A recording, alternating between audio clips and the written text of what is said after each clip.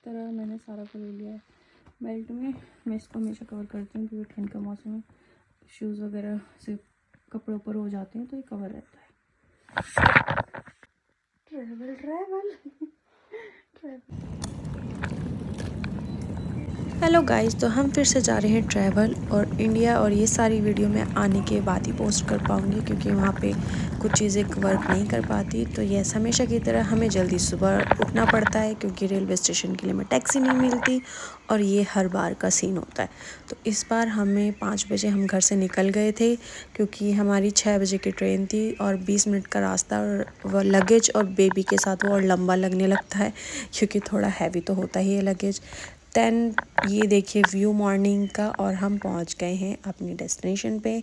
हमें टाइम से ट्रेन मिल गई थी, हम 5-10 मिनट पहले आ गए थे, और सारों को नींद भी आ रही है बट वो इंटरेस्ट ले रही है चीज़ों को देखने में, तो इसलिए वो सोना भी नहीं चाहती, तो थोड़ा क्रैंकी फील कर रही थी। बट फिर वो रास्ते में थोड़ी देर के लिए सो गई थी। एंड देन अब हम पहुंच चुके हैं म्यूनिख। ये हमारा मेन रेलवे स्टेशन होता है और यहीं से नीचे अंडरग्राउंड जाके हमें मिलती है दूसरी मेट्रो। एंड देन वो मेट्रो हमें डायरेक्ट लेके जाती है एयरपोर्ट पे।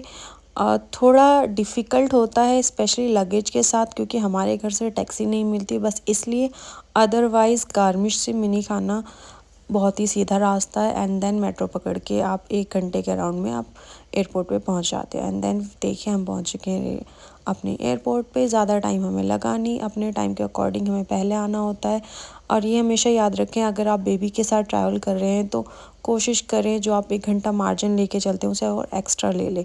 और उसके बाद देन मेरा फिर ये फ़र्स्ट कॉल होता है कि मैं सारा का डायपर चेंज कर दूँ, ताकि मैं 1-2 घंटे के लिए फ्री हो जाती हूँ। बोर्डिंग से भी हमेशा 1 आधे घंटे पहले ही मैं सारा का डायपर चेंज कर देती हूँ ताकि बोर्डिंग के टाइम पे मुझे कोई स्ट्रेस ना रहे। और यहाँ के बाथरूम कितने अच्छे होते हैं और बड़े भी होते हैं, बहुत ही कंफर्टेबल रहते हैं। और इसमें बेबी और जिनको प्रॉब्लम होती है वो एक ही साथ बना रखा था। फिर हमने ली कॉफ़ी।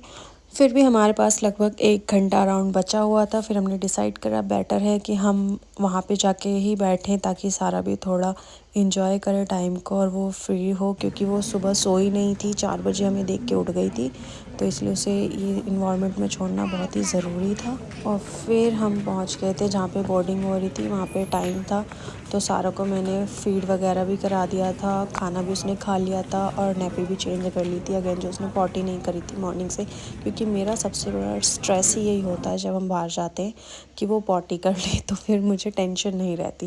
क्योंकि अगर पॉटी कर लेती है तो अगर आसपास टॉयलेट नहीं है तो स्ट्रेस रहता है कि फिर जाना है, चेंज करना है, आप रुक नहीं सकते उसके लिए, वो बहुत ही स्टिंकी हो जाता है।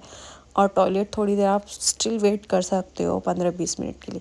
और उसने बहुत इंजॉय करा यहाँ पे, सबको देख कितना खुश हो रही थी वो, सबके पास जा के बातें करी थी।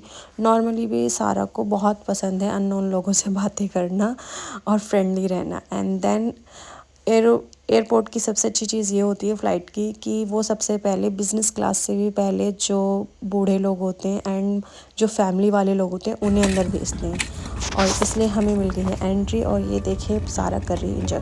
एंड यस, वन टिप कि जब भी आप बेबी के साथ ट्रैवल करें तो प्लीज़ कोई भी जो बच्चे का फेवरेट टॉय है वो साथ में रखें और 1-2 न्यू टॉय ख़रीद लें ताकि बच्चे का इंटरेस्ट बना रहे और वो इस तरीके से बोर भी नहीं होगा और थोड़ा बिज़ी रहेगा इसमें। जो मैं हमेशा करती हूँ, सारे के लिए 1-2 टॉय न्यू ख़रीद लेती हूँ। कुछ चीज़ें ऐसे इंटरेस्टिंग जो उसे पसंद है, जैसे बॉटल के ढक्कन वगैरह, कुछ ऐसी चीज़ें भी साथ में रख ली। आपको पता होता है आपके बेबी को क्या पसंद है। और ये देखिए वो कितने मज़े से खेल रही है, इसी में बैठ के वो खेली है, इसी में बैठ के उसने खाना खाया बड़े आराम से। और हमने एमिरेट्स से ट्रैवल करा है ज़्यादातर, तो इसकी जो बच्चे की बेसनेट होता है वो आपकी सीट के इक्वल में होता है, तो बहुत ही ईजी रहता है बच्चों को इसमें बिठा के सारी चीज़ें कराना। और इस बार तो और भी मज़ा आ गया, ये सबसे बेस्ट फ़्लाइट थी हमारे लिए क्योंकि सारी फ़्लाइट खाली थी। आई थिंक हमारा जो डिपार्टमेंट था बस उसमें 1 सीट पे बस 1 पर्सन ही था, ज़्यादातर फ़्लाइटें खाली पड़ी थी।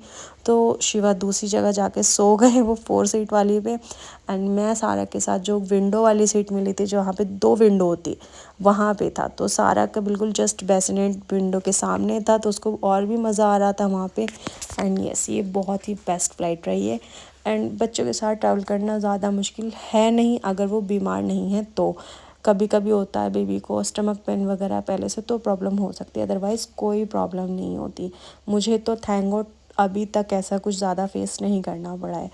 और बस कुछ चीज़ों का आपको ध्यान रखना है, डायपर वगैरह आप साथ रखें, उनका फूड साथ में रखें, उनकी कुछ चीज़ें इंटरेस्टिंग साथ में रखें, बच्चे को टाइम दें इन्वायरमेंट में घुलने का। आप पहले पहुँचे वहाँ पे बच्चे को छोड़े नीचे ताकि वो उस चीज़ को ऑब्जर्व कर सके। अब सारा जल्दी उठ गई थी, मुझे लग रहा था शायद ये प्रॉब्लम करेगी, बट नहीं, वो ट्रेन में सो गई और उसके बाद उसने बहुत इंजॉय करा। तो यस, ये रहा हमारा ट्रैवल। मैं आने का वीडियो शूट नहीं करूँगी क्योंकि सेम चीज़ें होती हैं, मुझे ऐसा लगता है। अगर आपको कोई क्वेश्चन पूछना है ट्रैवल से रिलेटेड, बेबी से रिलेटेड, कि आपको क्या करना चाहिए ट्रैवल में क्या नहीं, मुझे तो आप कमेंट बॉक्स में पूछ सकते हैं, मैं आपके हर क्वेश्चन का आंसर करूँगी।